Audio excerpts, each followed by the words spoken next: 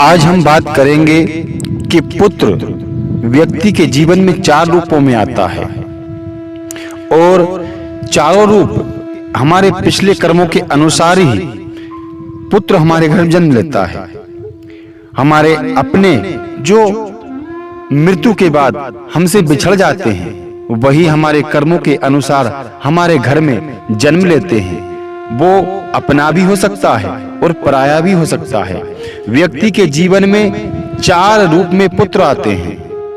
तो आइए जानते हैं कि वो पुत्र कौन से हमारे लिए सही हैं और कौन से हमारे लिए गलत हैं। आप खुद समझ जाएंगे कि आपके पुत्र कैसे हैं। जय श्री कृष्णा दोस्तों, video like, channel subscribe, bell icon घंटी जरूर दबाएं। हमारे पहले जन्म में जो हमारी मनुष्य की योनि थी उसमें हमने किसी व्यक्ति की संपत्ति छीनी है या किसी को बहुत नुकसान किया है, किसी को बर्बाद किया है, तो हमारे घर में एक पुत्र आएगा जो ऋण चुकाने आएगा। वो उसके साथ बीमारी लेकर आता है।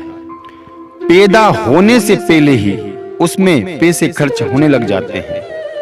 जहां तक कि जब तक कि वो जिंदा रहता है तब तक पिता उसमें पैसे लगा लगा कर थक जाता है और वो कमा नहीं सकता।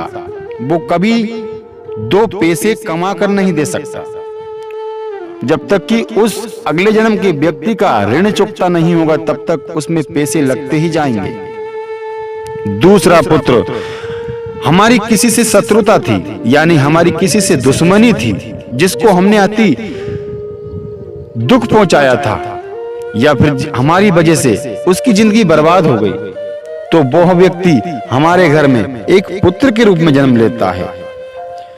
माता पिता के साथ वो अत्याचार के सिवा कुछ नहीं करता, घर से बेदखल कर देता है माता पिता को। उसे माता पिता अच्छे नहीं लगते।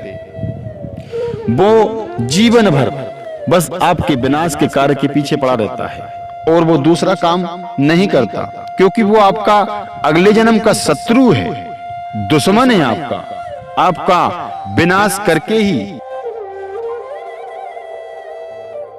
आपका विनाश जब तक कि नहीं होगा तब तक उसे सुकून नहीं होगा, क्योंकि वो आपका शत्रु है।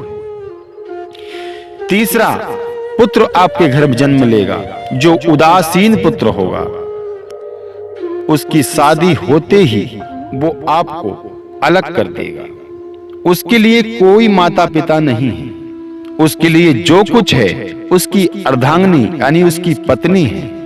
उसके लिए कोई माता पिता नहीं है। ये भी हमारे पिछले जन्म की कर्मों की सजा हमें भोगनी पड़ती है। वो पुत्र माता पिता के साथ अत्याचार के सिवा कोई दूसरा कर्म नहीं करता। वो जन्म क्यों लेता है? जैसे हमारे होते हुए हमने हमारी माता पिता को दुख पहुंचाए, अति कष्ट पहुंचाए, तो अगले जन्म में ही उसका परिणाम आपको भोगना पड़ेगा। चौथा पुत्र जो एक मित्र पुत्र होता है, वो पुत्र होते ही आपके घर में खुशी की लहर दौड़ जाती है और वो पुत्र जो काम आपके 100 वर्ष से नहीं हुए हैं उसकी जन्म लेते ही आपको खुशखबरी मिल जाती है। आपके अटके हुए काम हो जाते हैं, जो आप नहीं सोचते वो हो जाता है और वो पुत्र एक श्रवण की गिनती में आता है जो माँ बाप को अपने खांधे पर चारों धाम की यात्रा कराता है। और वो पुत्र वही व्यक्ति को मिलता है जिसने अपने बूढ़े माँ बाप की सेवा की है, जिसने समाज की सेवा की है, जिसने सत्य कर्म किए हैं, जिसने दूसरों की मदद की है, किसी का दिल नहीं दुखाया है। वह पुत्र श्रवण के रूप में आपके घर जन्म लेगा और आपके जीवन में उजियाला ही उजियाला कर देगा। वह पुत्र किस्मत वालों को मिलता है। इस हाथ करिए, इस हाथ देखिए, तो आप समझ गए होंगे कि कौन सा पुत्र विनाशकारी है और कौन सा पुत्र हमारे लिए लाभदायक है। नमस्कार, जय श्री कृष्णा, राधे राधे, राधे राधे।